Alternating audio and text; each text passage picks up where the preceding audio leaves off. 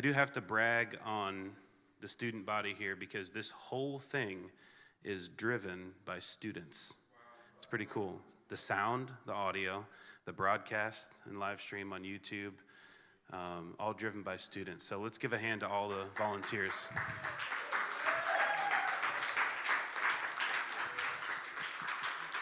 Yes. So this will be session number 3 before we go to lunch. And Zach is going to come on back up here in a moment. I hope this has been impactful. Has it been good so far, guys? Super, super good. Don't forget we have a worship night right here in Vining and on YouTube tonight where Zach's going to be bringing maybe a song of his or two, and David Willis will be singing. And also Hope Van Duzer will be joining us for worship as well. Yes.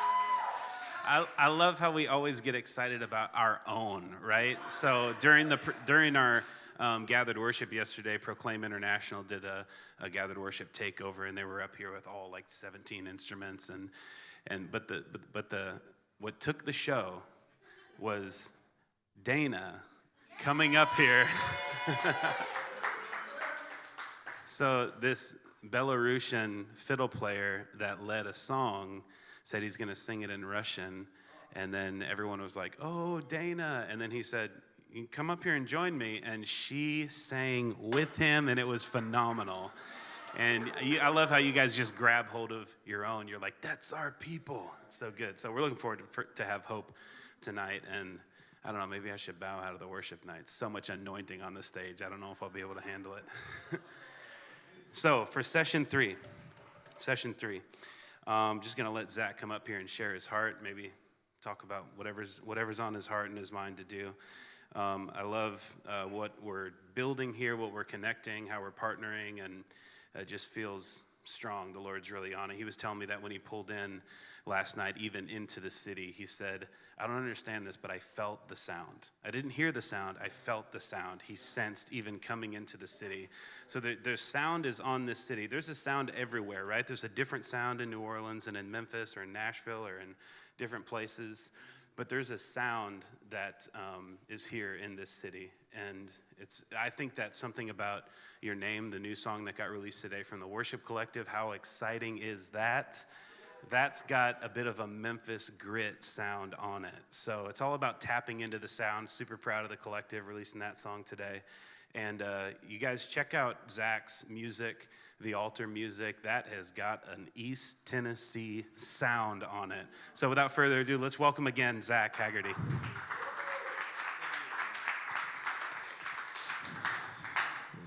Yeah, I come from the land of biscuits and moonshine. So bless God. Yeah, man, I wasn't going to talk about the sound right now, but I'm like, do we go there? Maybe I'll do it the last session. I'll talk about really what I felt driving into town yesterday, and man, I'm just excited. Man, you guys are great. I wish I had something like this when I was, I wish there was other options than just like traditional Bible college, which will prepare you for like corporate church, but it doesn't really prepare you for a life in the kingdom, And so let's talk about leadership. You guys want to talk about leadership? We'll go a little more practical for this session.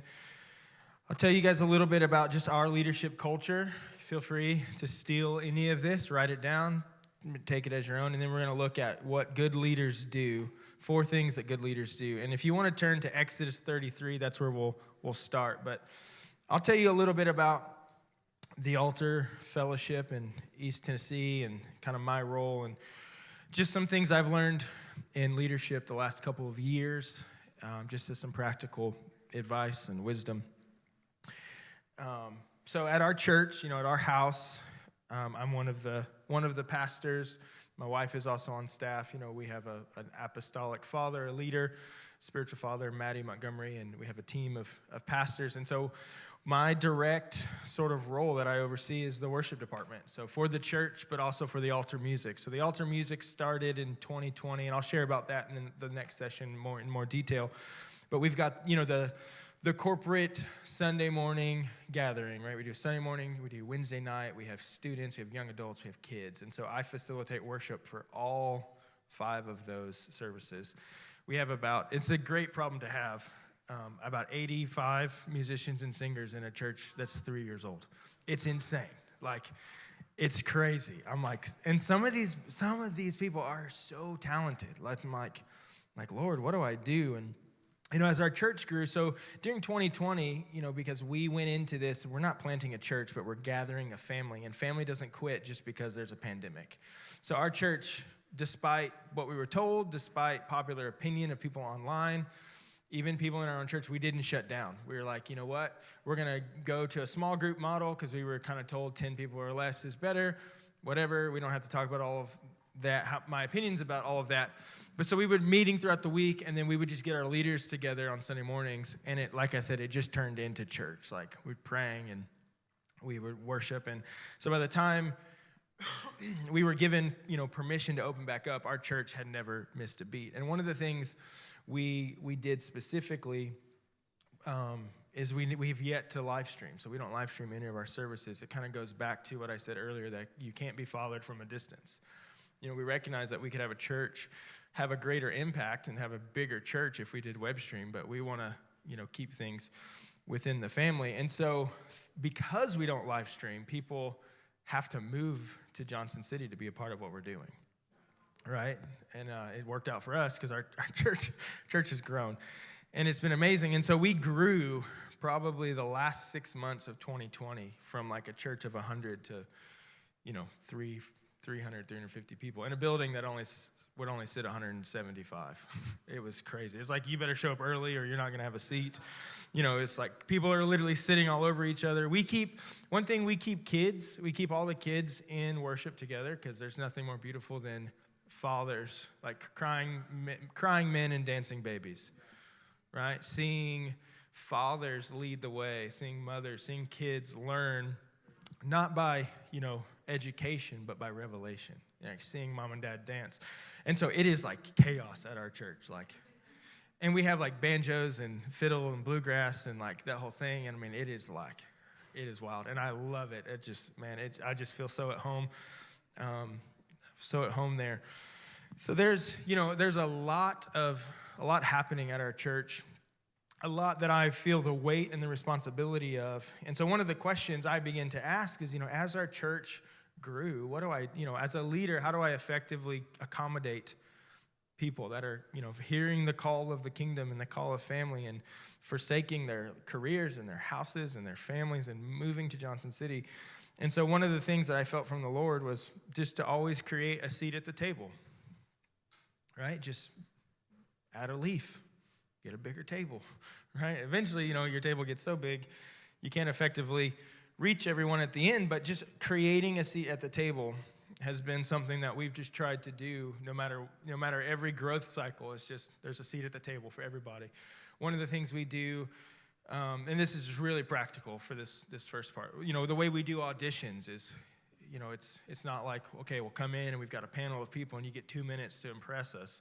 We create a worship night. We put you on a team and we say, hey, release your sound, release your song, like go for it, because we want to see, because we're so family oriented, I feel like the best, purest expression of worship is found in a home. I mean, look at Mary when she broke the alabaster jar, right?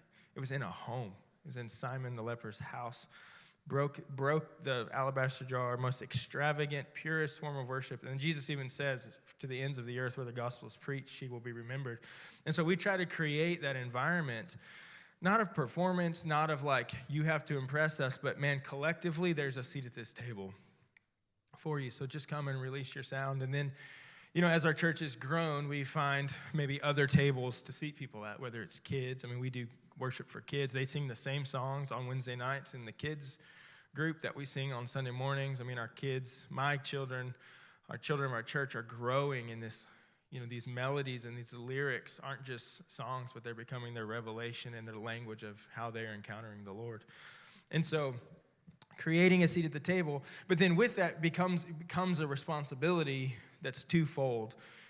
Number one, as a leader, I have to make sure that I set an appropriate table. But then people that are seated at the table, there's nothing worse than trying to occupy a seat that doesn't belong to you, right? Everyone, once, maybe you sit over here at the table, but you feel like this is your seat, and it creates a lot of tension for everyone if you're failing to occupy the seat you've been given.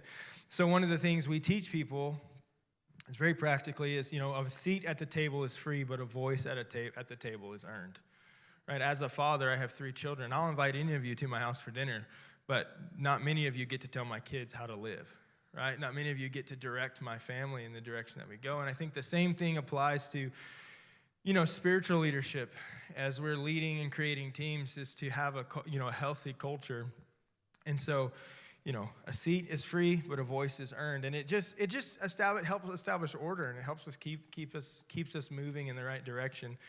And, it's amazing watching people grow, find their voice, find the revelation of who we are and who they are, and being grafted into our family, and how, we're on a theme of remaining, that if you just remain, you will bear fruit. Your seat will grow. Someone will transition, or a new seat will become available. And it's just, have you guys ever seen that video of, do you guys know who Dave Grohl from the Foo Fighters is? And he's like, there's a guy holding up a sign. He's like, I can play this song or something. You guys know what I'm talking about? Well, okay, so there's this guy in the crowd. He's like holding up a sign. And this happened like last year, guys. Don't act like it happened 15 years ago, okay? And he's holding up a sign, and Dave Grohl sees him, and he's like, hey, and the guy had his face painted like the band Kiss.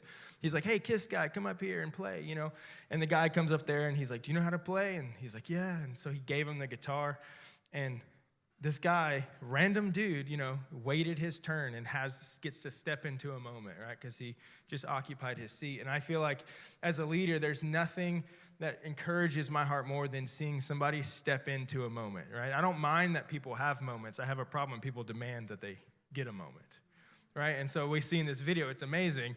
This kid's just there enjoying a concert, and a moment comes, and he's able to step into it. And not only like step into a moment, but he owns it. He crushes it. It's amazing. And so just creating healthy leadership culture creates environments and opportunities for people to step into a moment and then, occupy a new seat. And here's something, just another piece of practical advice, that when it comes to leading people, whether it's worship or in any other capacity, clarity of communication and predictability are your greatest value. Clarity of communication and predictability of your actions. It's not enough for the people on your team to just know your voice. They also have to know your heart, right? And again, that comes back to that fathering thing, right? That proximity. Of when you're in proximity, when you sit at a table and you come to my house and you are in fellowship and communion with my wife and you're around my children, you don't just get to know our language. You get to know actually who we are and what we stand for. So clarity of communication and predictability of action are your greatest value as a leader.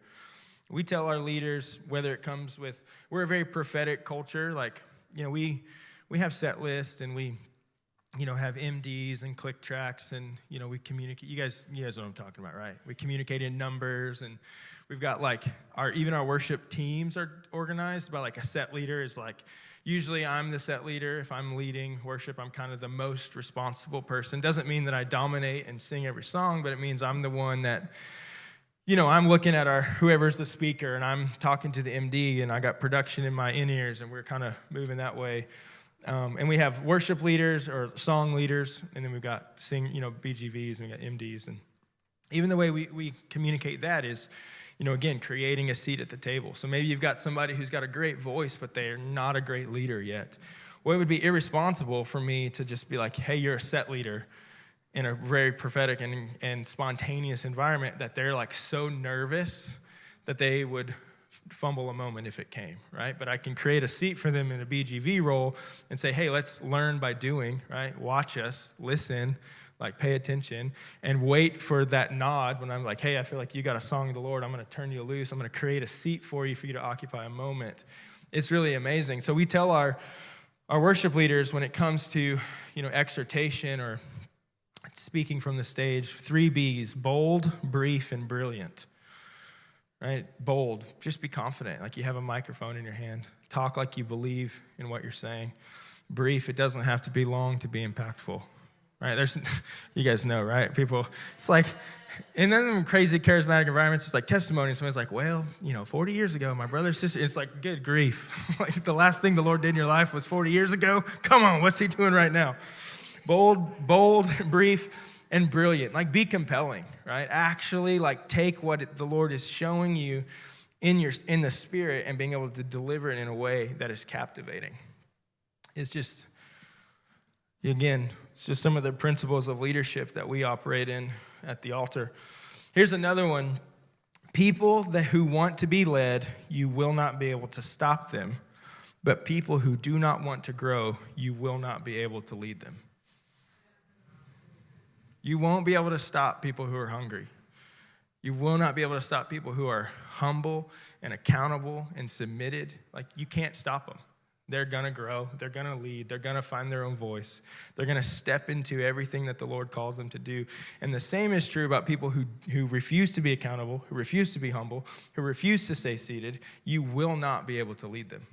It's just not possible. It's like you're disjointed. It's like, what do they say? Like, you can't yoke a donkey and an ox together because they're graced to carry two different things and they can't move. Nothing can happen. It's that same type of thing. And so as a leader, I want to encourage you guys, don't lower the standard to accommodate the underperformer. Because what you'll end up doing is you'll end up diminishing the culture for the whole. So if you have people on your team, maybe even maybe you're the underperformer in this room and you're like, wait, I'm just making sense why I'm being cut out of the team. But as you're building teams, like it's okay. We're not going to lower the standard to accommodate people who don't want to grow. We are not going to do it. It's detrimental to the life and the health of your team. And so one of the things where I learned this the hard way was during 2020 when everything shut down and we weren't meetings. We were doing the leader meetings. We called them tribes. It was kind of cool. We had 12 leaders who had 10 people each. And we said, your tribe has to have a name, like the 12 tribes. So every tribe had a name. And we would meet in these houses and every tribe would do worship. And then one of our pastors would get on Zoom and talk. And then we'd come together as all the leaders on Sunday and just worship together and did like a prayer room style, so we didn't really have to have rehearsals. So I was driving down the road and I had this idea to look up like other pandemics in the world and works of art that were created during other pandemics. And one that stood out to me was C.S. Lewis' Mere Christianity was written in a pandemic. So I called my pastor and I was like, hey, here's this idea. Like, we're in a time where, there's not a lot of pressure on us to get together in a room. We're not rehearsing. Can we start songwriting? I said, I really believe that the Lord wants to give us a gift of creativity in this time. And he's like, absolutely, go for it. So we did Zoom co-writing time. So we would pick a psalm from, the Bible, one psalm, and then one message from our house and put people in groups and say, okay, we want you guys to write, like, sing what you see happening, right? What do you see happening in the Psalms? What are you seeing happening in our church family? Begin to write, and we would do a week-long songwriting group, and we'd come back together and Zoom, and everyone would present their song. And what ended up happening was there was probably 30 people that jumped in on this songwriting thing, but about 5 people who were actually producing. And I spent so much time trying to drag 25 people along that it ended up like I was so frustrated. And then I'm like, I don't even enjoy this. I don't like any one of y'all. Like, none of you guys are a joy to me right now. And I had this revelation that it's like, I'm not going to lower the standard to accommodate the underperformers. Doesn't mean they're not valuable to me. It doesn't mean that they still don't have a seat at the table, but maybe the seat I'm trying to occupy for them is not the seat that they're graced for.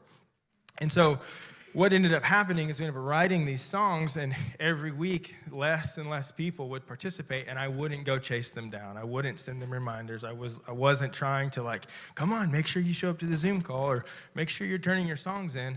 I was like, you know what? Those who have ears to hear, let them hear.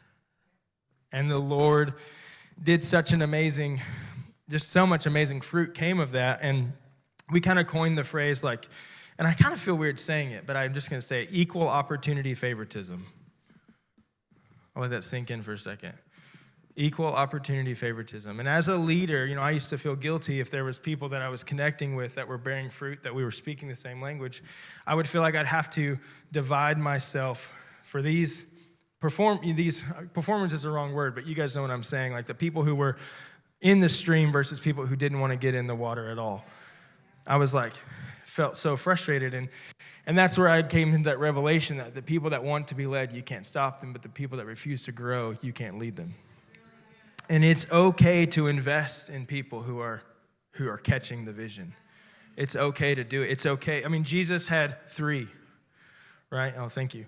There was 3 disciples that had closer proximity to his heart than the other 12, or the other 9, and then there was 70. And so it's okay. Like, you will wear yourself out trying to be all things to all people. It's just not possible. And so be encouraged if you're like, feel like, man, there's this group of singers, like we really connect creatively, like we speak the same language, songwriting is easy, but this group over here, I don't connect with them as well or whatever. Like, raise up a leader who does connect with them, right? And replicate yourself, your heart into that leader who then is graced to connect with those people. That's what we do with the altar music. So the altar music is all people who go to our church. The house band, like if there's a special event, a conference or something happening, everyone who played on our record is the band that plays in the services, because we do life together the most. We're the people that I'm the most connected with. So I've got a drummer, his name is Gabe, and I've got 4 other drummers.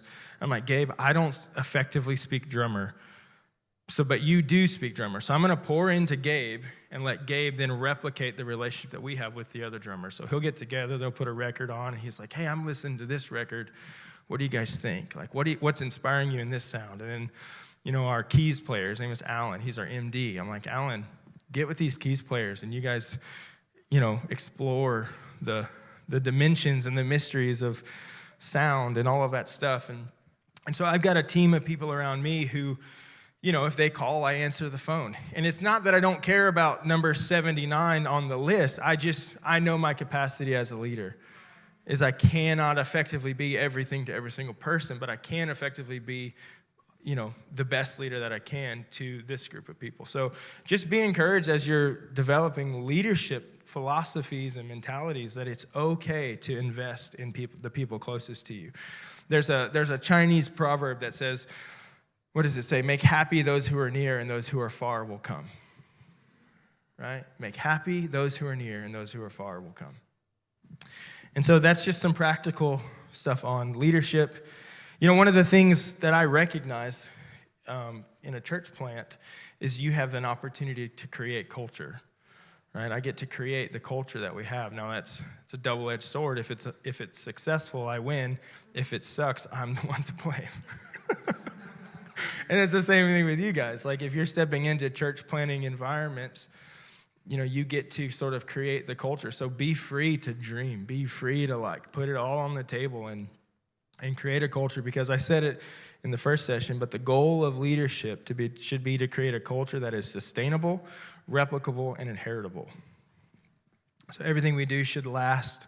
Everything we should do should be easily explained and easily replicable. So what we've done is we've taken our model of team dynamics on Sunday service and applied it to students. So I've got this group of 15, 12 to 16-year-olds who are being raised in the trade of kingdom family, who are learning about the culture and the values of who we are. So they're actually going to be further along when they're 17, 18, 19, 20 years old than we were, because they're learning.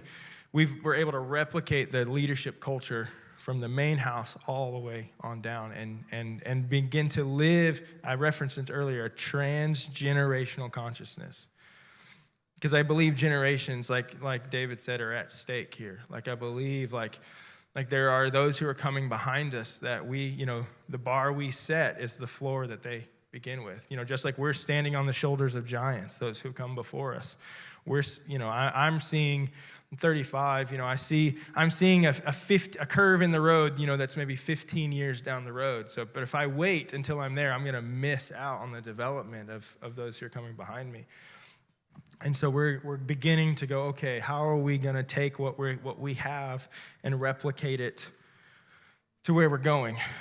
And so I encourage you guys to do the same thing. But let's look at, here are 4 things that good leaders do in Scripture. Let's look at Exodus 33. verse 7.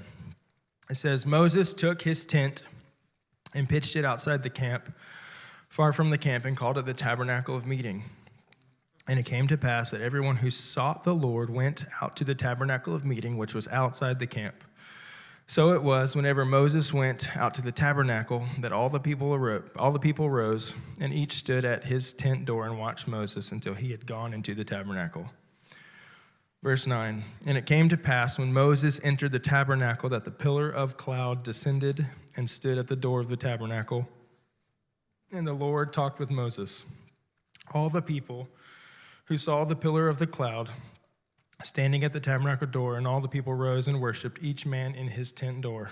Verse 11, so the Lord spoke to Moses face to face as man speaks to his friend, and he would return to the camp. But his servant Joshua, the son of Nun, a young man, did not depart from the tabernacle. So here's 4 things good leaders do. Good leaders create space and opportunity for the next generation to discover and explore God. Good leaders create space and opportunity for the next generation to discover and explore God. So Moses says, what did he use? He used his own tent, his own resources. He created an environment out of his own resources for Joshua, his servant, to encounter the presence of the Lord, for the entire people to encounter the presence of the Lord. And good leaders understand that those who are following you, good leaders understand that if you want to seek the Lord, it's my responsibility to make it happen. Right? I've got an entire youth group of musicians coming up who are like hungry. I mean, these kids are they're like, teach us the number system, right? Teach us how the number system applies to prophetic moments. Teach us how to sing a new song unto the Lord. It's like, so I have to then use the opportunity, the leadership, the salary, the resources available to me to create an environment for them to encounter the Lord. I don't just it's not unto myself, but everything we're doing is unto the next generation. So good leaders create space and opportunity for the next generation to discover and explore God. Let's turn to Exodus 24.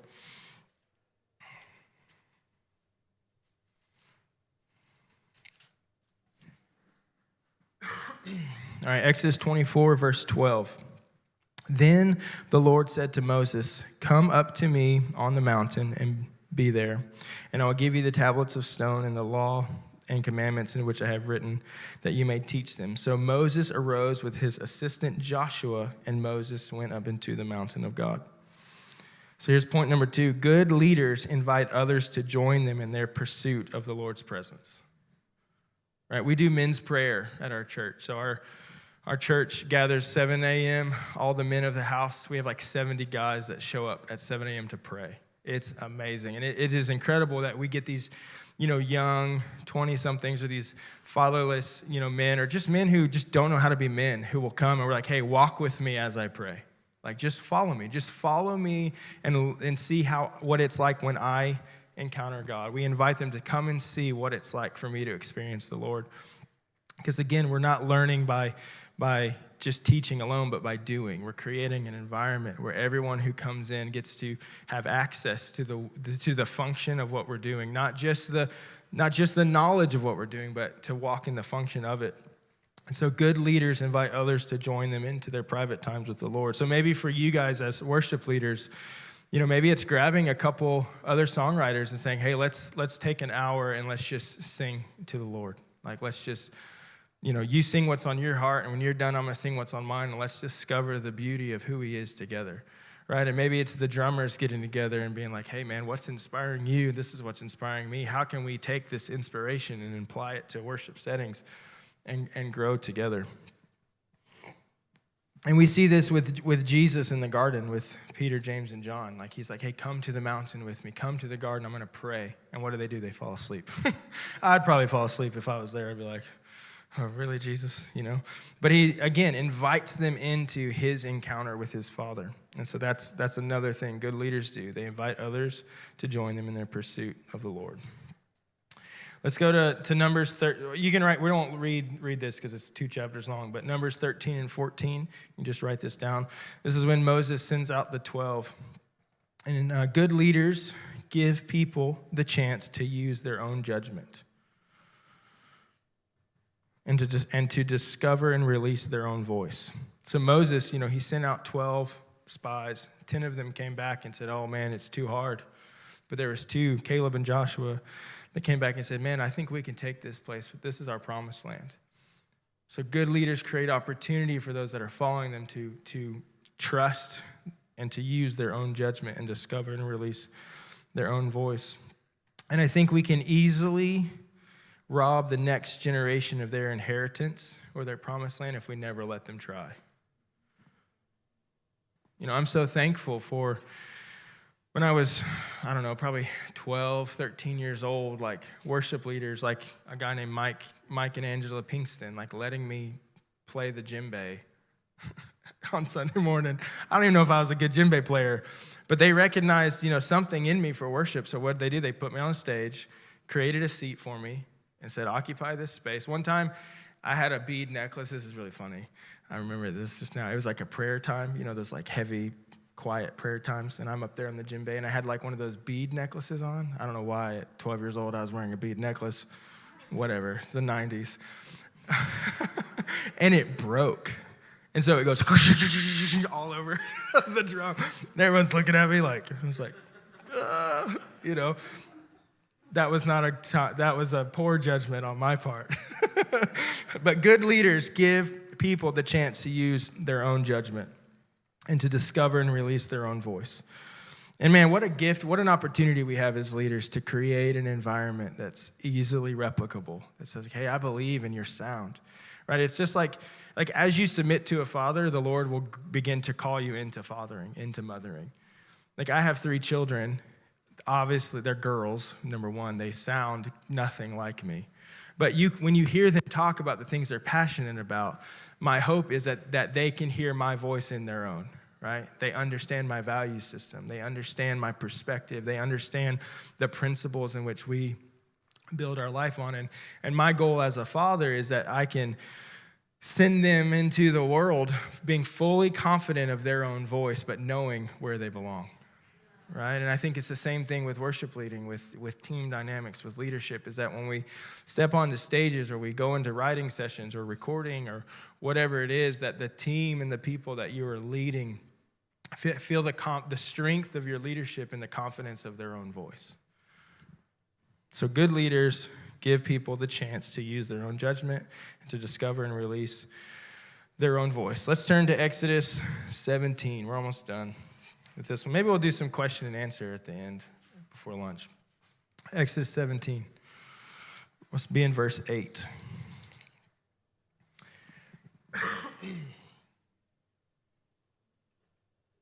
Verse 8 says, now Amalek came and fought with Israel in Rephidim, and Moses said to Joshua, choose us some men and go out and fight with Amalek. Tomorrow I will stand on the top of the hill with the rod of God in my hand. So Joshua did as Moses said to him and fought with Amalek. And Moses and Aaron and Hur went to the top of the hill. Verse 11. And so it was when Moses held up his hands that Israel prevailed. And when he let his hands down, Amalek prevailed. But Moses' hands became heavy. So they took a stone and put it under him, and he sat on it. And Aaron and Hur supported his hands, one on one side and one on the other side, and his hands were steady until the going down of the sun. So Joshua defeated Amalek and his people with the edge of the sword. So here's the 4th thing. Good leaders trust and empower you to fight battles, but they never leave you to fight a battle without a covering and support. Right? Moses trusted, he said to Joshua, you gather the men and go fight, but I'm not going to leave you to fight it alone. I'm going to stand on the mountain. I'm going to hold up the rod. And it said when he would hold up the rod, right, Israel would prevail. When his arms would get tired, Amalek would prevail. And I think good leaders surround the people following them on all sides. That's one of the things why sonship is so important, because you are covered in your coming and in your going, right? I'm just as loved in my bad days as I am my good days. I no longer have to live a life driven by ambition and performance, knowing that I'm fully loved, knowing that I'm fully covered. And so good leaders trust and empower you to fight battles, but they never leave you to fight a battle without a covering and support.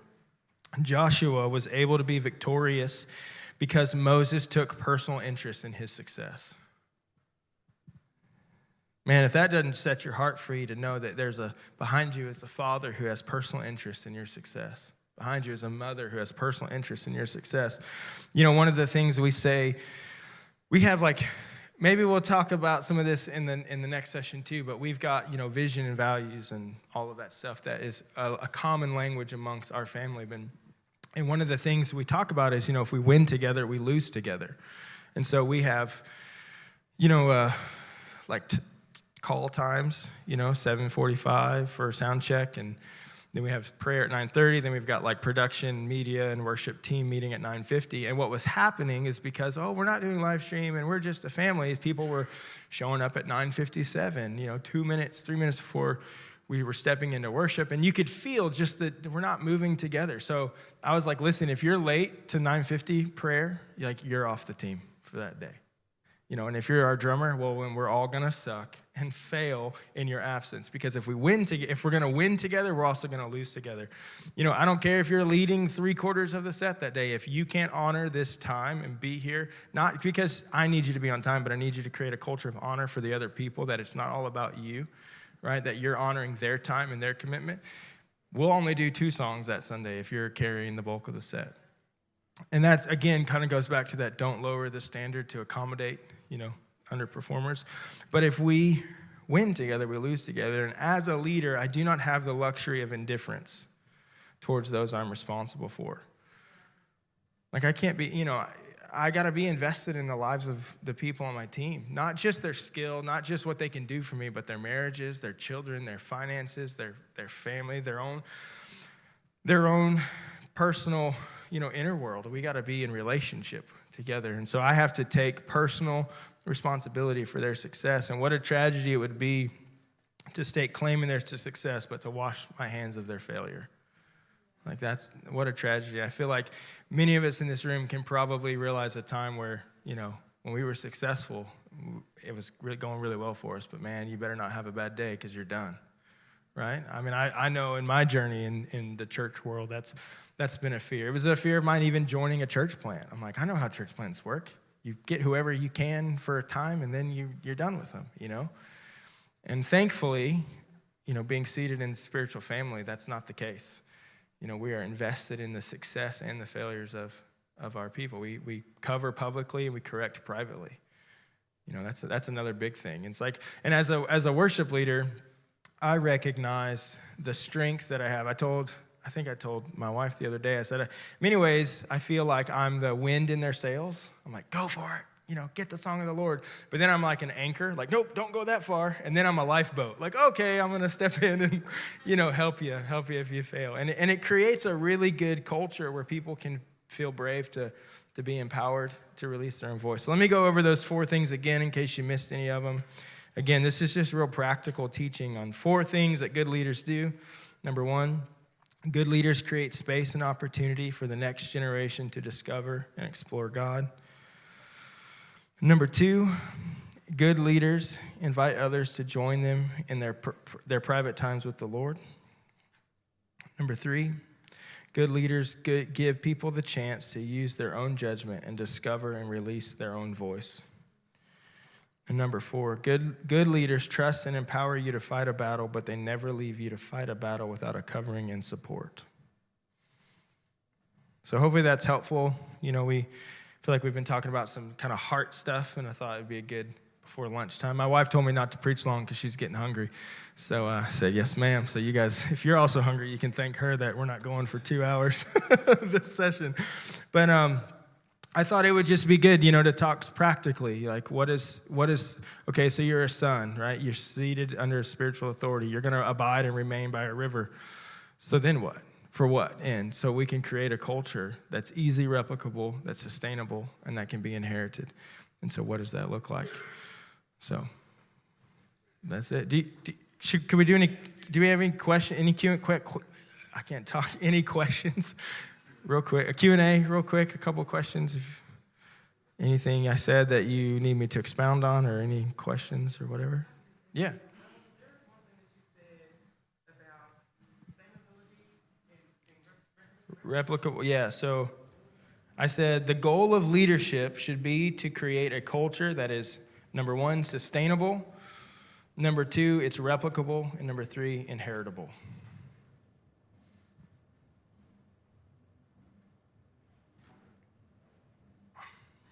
Anybody else?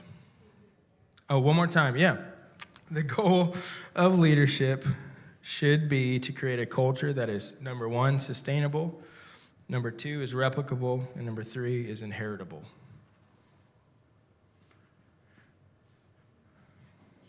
You're welcome. Man, you guys I must have done such a good job. They got no questions. How many teams do you have in rotation? Oh, man, so rotation. So the way, that's good. So we got about 80 people that sing, play, and serve. So we have 5 services. So everyone's assigned to a service, and then within that service, there's about 3 to 4 teams. So we do a Sunday morning, we do a Wednesday night, and then a Friday night young adult. And then Wednesday night is 3 services. It's the main service for adults, students, and kids. So, because what we're running into is like if everyone got equal opportunity, it's like I'll see you in 7 months, you know? And then also recognizing there are people that, you know, sometimes, you know, you have to journey long time with people, right? I'll get your question. Yeah, I don't want your arm to get tired, dog. You know, you got to journey a long time with people, but to get them up to speed. And then sometimes there's people that step right in, and it's like, man, we speak the same language, like we're moving. And so it's a tragedy to make them wait, right? And us collectively miss out on what they're carrying, just as it's a tragedy to put somebody, to release them into something that they're not ready for.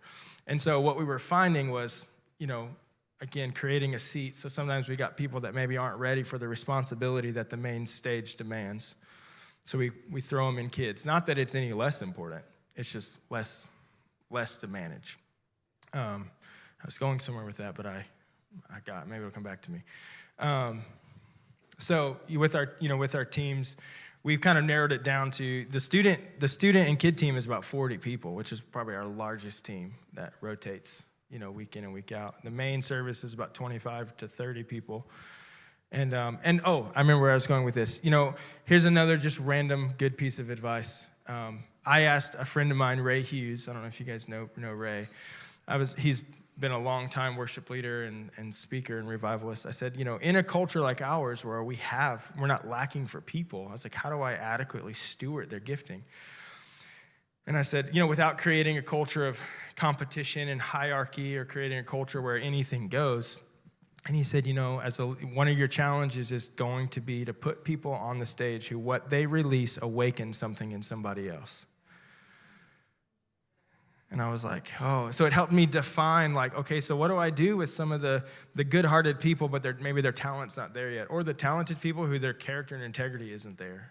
You know, I want to be able to trust the people that I'm leading with, that what they carry when it's released awakens something in somebody else. And so then creating teams, creating services helps us channel people into where what they carry is graced to awaken somebody else. So, yeah. This is really not that deep, but your 12 tribes, did you name them after the tribes of Israel? Yeah, some people did. Ours was, so I was talking, he said, our 12 tribes. So during COVID, we went to like a small group model, and we had 12 leaders, and we called them the 12 tribes. So it's actually from our small group ministry. It's called Tribes. So we all told our tribe leaders to come up with a name. And so he asked if we named them after the tribes of Israel. And I think ours was the tribe of Judah. It made sense, you know. But I don't remember what the other ones were. Yeah. Yeah, question? So when you're managing a team, Yeah. like, let's say you're not in a church that has the opportunity of, like, okay, maybe you're not ready for the main stage, like, we give you this opportunity. Like, how do you tell someone, like, you're just not ready to take this place in a loving? That's a great question. You know, I think it goes back to your greatest value will be clarity of communication and predictability of action. And so being able to look at them, sometimes the most loving thing you can do to someone is say no. Like my 12-year-old wants to drive, and it would be detrimental if I gave her the keys to my truck. Doesn't mean I don't think she's capable. Doesn't mean that one day do I believe she wouldn't be able to drive.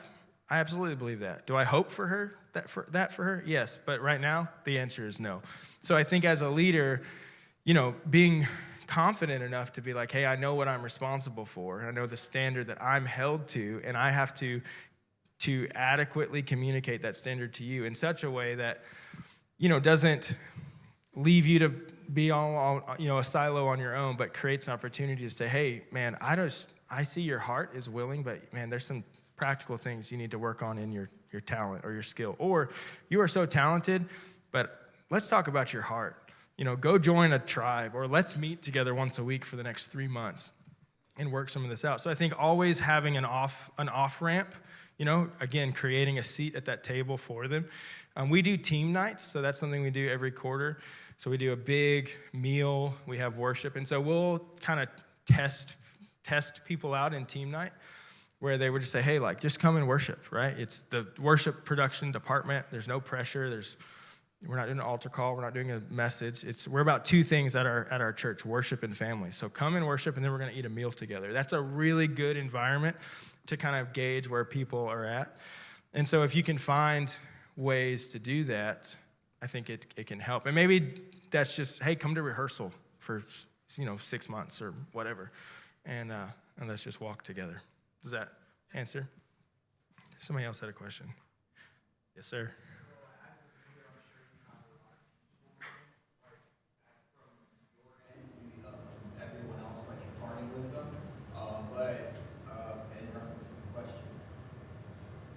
I'm a strong believer in youthful wisdom. There is a lot of things that you can learn from people younger than you. Absolutely. I think that if you can relate it to someone younger than you, then by all means. But has there ever been a moment where you had someone that you were stewarding that they taught you something? Oh yeah, absolutely. One of the things we do to help perpetuate this culture, youthful wisdom, is we're a high feedback culture. So every set that I lead on, as soon as the set's over, sometimes even when I'm walking back to my seat, I'll send a text and be like, all right, guys, feedback time. Give me the good and the bad. And I let every person share their perspective, let every person, talk about what they saw from me, what I saw from them, and we talk about it. And then I don't do this as much now because the department's too big, but twice a year I would open up my calendar and say, hey, we're going to do a check-in. We're going to take 30 minutes, and I'm going to tell you what I see in you, and I'm going to let you tell me what you see in me. As a leader, I want to empower the people that are younger than me to be like, hey, this feedback is not just, a one-way street. We can both talk. I'm willing to listen. And so I'll say things like, man, I think you excel at this and this and this, and I see growth here, and here's what I want to work on. And what about my leadership creates tension for you? What about this thing? You said this one time. Do you still feel that way about me? So just creating that high feedback culture, I think, has helped us sort of organically maintain that to where, we're open-handed about it. Anybody can walk into my office, and I want them to tell me how they feel. One thing you can ask my wife, people ask, well, how did I do? And I'm like, do you really want to know? Because I'll tell them, right? Not because I'm trying to be mean, but because clarity and predictability is one of the greatest values that I can give them. So I think that helps us maintain that, that healthy feedback culture. So, yeah. Someone online asked, how do you know if a church is unhealthy for you as a leader? And how do you differentiate a tough season from just a church that's not for you? That's a good question. So how do you know if a church is unhealthy, or how do you know if a church is unhealthy, kind of part one, versus if it's just not a good thing, a good seat for you, right? All right, here's what I think. I think you can tell the health of a church by the people that are leaving. So if you got good people leaving, you probably have an unhealthy culture. But if you have broken, toxic people leaving, your church culture is probably pretty good, right? Because you are who you attract, right? So I think to answer this question, how do you know if the church is unhealthy? I think you have to look at who's sticking around, right? Are toxic people sticking around, then the church is probably pretty toxic. If healthy people are sticking around, then the church is most likely, in my opinion, going to be pretty healthy. So then how do you know if it's for you or not? I think you have to then say, well, am I toxic or am I healthy? Do I fit here? Yeah, I think that answers the question. Oh, and my wife said, and is the Lord asking you to stay? That's really good. She has a lot of wisdom. Yeah, the Lord's asking you to stay. Is he asking you to remain? Right? Where did we learn, David, that even a cut down tree will begin to blossom at the scent of water, right? So maybe it's been cut down and you're one of the ones to come back and rebuild it, right? To see into the wasteland and awaken the river, like it says in Isaiah 35, right? Yeah. Another one? I'll just, as we kind of wrap up, if there's any more questions. This happened last year with Chris Burns when he was with us, where there became a lot of questions, and I didn't incorporate it this year, but I think I will. At the last session, maybe we'll do like a panel where we'll have you and David and myself and maybe someone else join us, and we can take some of these questions. So I want to, I'm just going to last minute insert that. We'll do like a last, maybe abbreviated session, and then a 20, 30 minutes of a panel where we can kind of back and forth on our experiences. So think about some tough questions like Joel Pam Pam asked online. Such a good question. Yeah. He might leave. Who had a question back here? Rachel.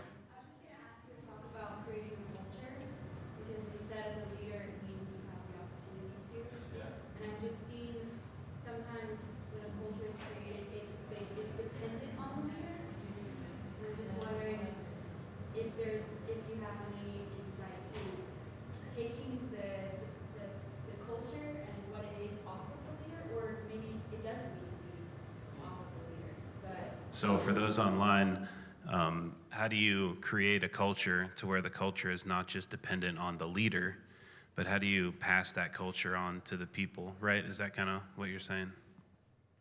Yeah, that's a really good question. So we were just talking about this a couple weeks ago in one of our staff meetings that, culture is built by two things, a message and a mission. And so you got to have a message, right? Who are we, right? What's our message? What are we about? And where are we going? That's kind of the foundation for culture. And then, so that would be maybe part one, have a message and a mission. Part two, how to not let the culture be contingent on the leader.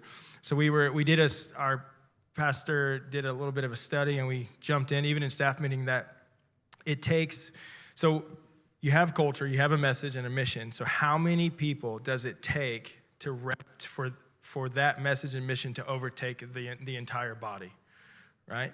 So say you got 100 people. Well, how many of those people do you need buy-in from for your culture to be sustained? And the answer is 10% from like leadership studies. But even if you look at leaven, when Jesus talks about leaven in the New Testament, that a baker's portion of leaven is 10%. So it only takes a little bit to cause the entire dough to rise. So how do you then replicate your message and your mission in a way that it is then sustained? Is you have to get 10% buy-in from your leaders. So for our church, about 600, that's about 60 people, 65 people that which is effectively about all that one person I think can effectively reach. What they say, like 80 people. Like one pastor can effectively reach. So then having your core team, right? Having the people that I pour into directly, who then take my heart, not just my voice, but my heart, and then they replicate it to their 3 or 4 people, and then it's replicated over here. And then we're raising, the students under that same model, and appointing leaders in different spheres within our culture is going to carry us from 6, 7, 8% into that 10, 11%, which then allows the culture to then be sustained. So it doesn't just depend on me. It doesn't just depend on one man, and moves us into that replication as a mark of a healthy leadership culture. Does that answer your question? For my worship leaders here, Chris Burns' book, Pioneers, he talks about how to create a culture. And one of the 4 phases he talks about is it's hard to get to culture, actually. It's hard to establish culture. It either happens, well, it has to happen progressively. And I've found this really helpful out of Chris's text that he says, first you have an atmosphere. An atmosphere changes all the time. Think of just like weather throughout the day. It's cold in the evening, it's warm in the day, it's frosty in the morning, and then you've got sun, and it's, so that's an atmosphere is constantly changing. Then when you move into, what's the next one? I'm blanking. Atmosphere, climate. So climate is something that's sustainable for a time. A climate can change. That's why you can't, you mentioned, maybe David did as well, you can't just grow oranges in Iowa without a greenhouse. You have to actually have the climate that helps maintain, right? But a climate will actually change. So seasons in the Midwest and will shift, but that's why you can grow certain things in Florida or California because the environment stays the same. So that's the third phase. So you go from atmosphere that changes rapidly, then climate that changes less rapidly, but it still changes. Then you have environment. And an environment is sustainable for a longer period of time. And once you can move from environment into culture. So it's all about sustainability. So it's about the amount of people that you can lead, the 10% that can be the leaven in the loaf, right? But it takes a lot of hard work or just simple process, right? It's not about getting to culture quickly. It's about being able to understand, where are we now? Are we in an atmosphere that's changing a lot? Are we in a climate we're in a seasons? Are we in an environment? And then how can we get from an environment to culture? Culture is deeper than behavior and thought. It's like you just do it automatically, right? And I believe in the last year, 13, 14 months, we've been in a bit of a culture change here at the college. Worship culture, the expression, the word, the way you guys are growing and the way we're moving as a student body and as a staff. We've had longer periods of these like gathered worship moments where you guys are praying over each other and declaring over each other and on the floor weeping and encountering God. Like there's moments where it's like atmospheric, but then there's seasons where it feels like it's a climate. Where are we? And then how can we identify where we are and then move into more of an environment and then into an established culture? So this is a little helpful tidbit.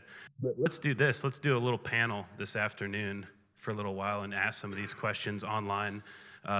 Please post some questions in the comments so it doesn't disappear in the live chat, and we'll try to gather those. Really good, tough questions are awesome. Maybe we'll have Mandy on the panel with us. She's here. You guys don't have your kids, so I'm going to rope you in. But yeah, let's go ahead and get to a lunch break. We've got lunch provided over here in the back. So we're probably going to start the afternoon session in, let's say, 45 minutes, 40 minutes. Let's do it at like 1:15, something like that. Does that sound good, guys? 1:15, I'll kind of announce. So for those of you online, tune back in about 1:10. We'll be live, 1:15, something like that. And we'll do a cool songwriter round. So let me just bless our time, bless the food. Lord, thank you for this revelation, for this teaching, for this instruction.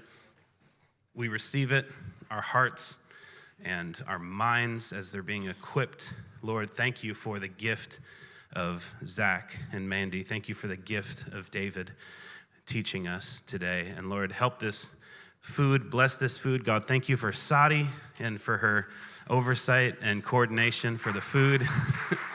Bless her, Lord. Increase in her. And Lord, let this food nourish our bodies and our minds to engage in the afternoon sessions. In Jesus' name, amen. We'll be back here at 1:15, and we'll do a songwriter round, and then there's one last session, and we'll end around 3:15, 3:30, all right? And don't forget the giveaway. Enter for your giveaway. Post on Instagram all your little notes that you're writing. Take a quick note and quote, and get a selfie with one of the speakers.